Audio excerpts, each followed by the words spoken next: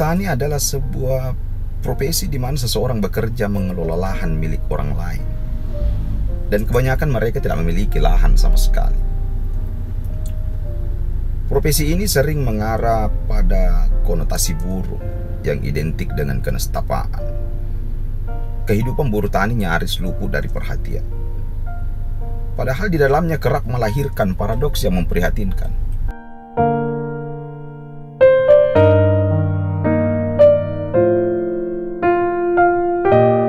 Berikut ini saya akan bincang-bincang dengan salah satu segmentasi buruh informal tanpa perjanjian kerja dan lepas. Dan tentunya bayarannya sesuai tempatnya berada. Dia adalah seorang buruh tani. Selamat pagi, Pak. Selamat pagi, Pak. Assalamualaikum. Nama saya Japar. Pekerjaan buruh tani. Berapa? Umur 35 tahun.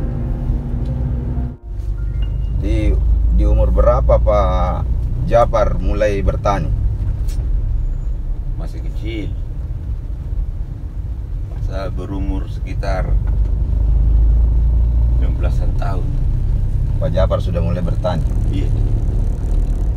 Sampai saat ini berapa luasan yang Pak Japar garap? Luasan sekarang yang saya garap kurang lebih 1 hektar yang ada saya kelola di lokasi bos saya.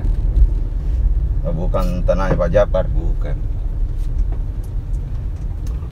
Bekerja di sektor informal, para buruh tani ini tak punya posisi tawar yang cukup kuat untuk menuntut kenaikan upah. Tidak seperti mereka yang bekerja di sektor formal seperti karyawan. Buruh tani ini tidak mengenal istilah upah minimum regional. Makanya kita jangan heran bila upah mereka lebih rendah bila dibandingkan dengan upah pekerja kasar lainnya.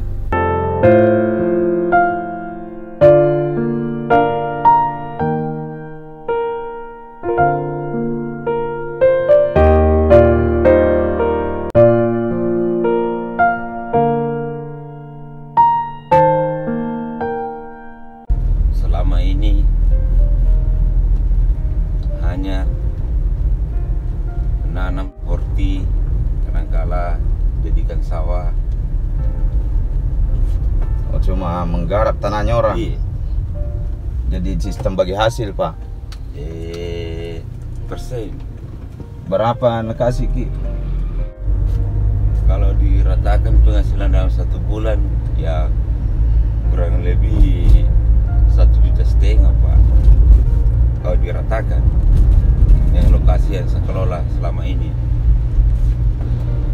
Tapi memang Pak Ajar tidak punya tanah sama sekali. Iya. Tidak punya sawah. Tidak. Saya tidak punya sawah sendiri, saya tidak punya kebun sendiri, cuma menggarap sawah orang lain. Berapa anaknya Pak Japar? 3. Anak saya 3, sekolah 2, 1 belum. Yang satunya SMP, 1 SD. Sementara yang 1 baru masuk TK. Untuk mencukupi kebutuhan keluarga atau untuk membiayai sekolah anak-anak, apakah Pak Fajar punya penghasilan tambahan selain sebagai buruh tani? Saya membiayai anak saya dari penghasilan cuma buruh tani. Sampai bisa sekolah? Sampai bisa sekolah. Kalau untuk kebutuhan sehari-hari? Kebutuhan sehari-hari ya kadangkala pergi bantu-bantu panen lombok kah, atau panen jagung begitu. Dan ini selama ini namanya kenapa adanya COVID Corona, selama ini mana dibelikan anak-anak untuk pakai belajar. Oh, kuota Pak?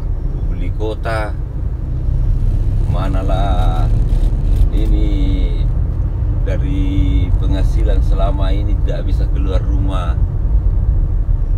jauh-jauh untuk mencari penghasilan, dan kadangkala kebutuhan kami sehari-hari tidak mencukupi untuk membeli beras, beli ya segala jenis macam ikan, sehingga kami cuma mendapatkan dari penghasilan itu saja sebagai petani.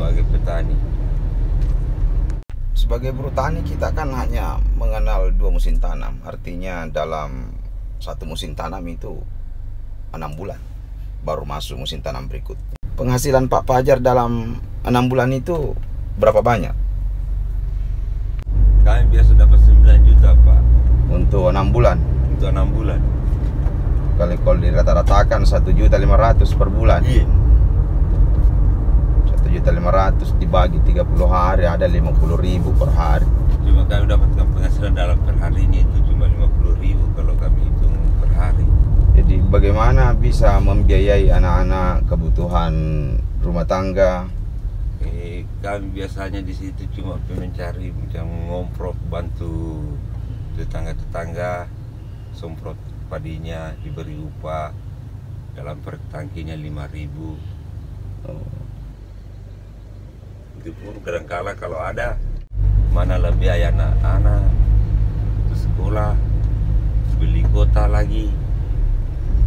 Jadi ya kami tidak tahu lagi bagaimana ini bisa, karena kami mendapatkan hasil untuk sekolah anak-anak cuma dari hasil buruh tani. Tapi apa daya, para buruh tani adalah kaum terpinggirkan di negeri ini. Mereka hampir tidak memiliki apapun untuk menuntut perbaikan kesejahteraan di ruang publik. Tak bisa dipungkiri, hingga kini kemiskinan tetap menjadi fenomena sektor pertanian. Pasalnya sebagian besar penduduk miskin negeri ini hanya menggantungkan hidup pada sektor pertanian, umumnya sebagai penggarap atau buruh tani. Buruh tani merupakan bagian dari wajah kehidupan pertanian, sebagai sosok yang penuh beban dan tanggung jawab. Kenyataan ini sudah menyatu dalam kehidupan mereka dan tak bisa dipisahkan. Hasil kerja kerasnya sering tidak sepadan dengan perjuangannya dan menjadikan mereka tetap terbelit nestapa. Konsekuensinya mereka hanya bisa pasrah dengan nasib yang membelenggu. Keinginan saya selama ini bagaimana anak saya bisa sekolah lanjut, bisa mendapatkan hasil yang saya bisa membantu orang tua. Harapan kami supaya harga-harga petani bisa naik, Harga komoditi dan kami bisa sejahtera.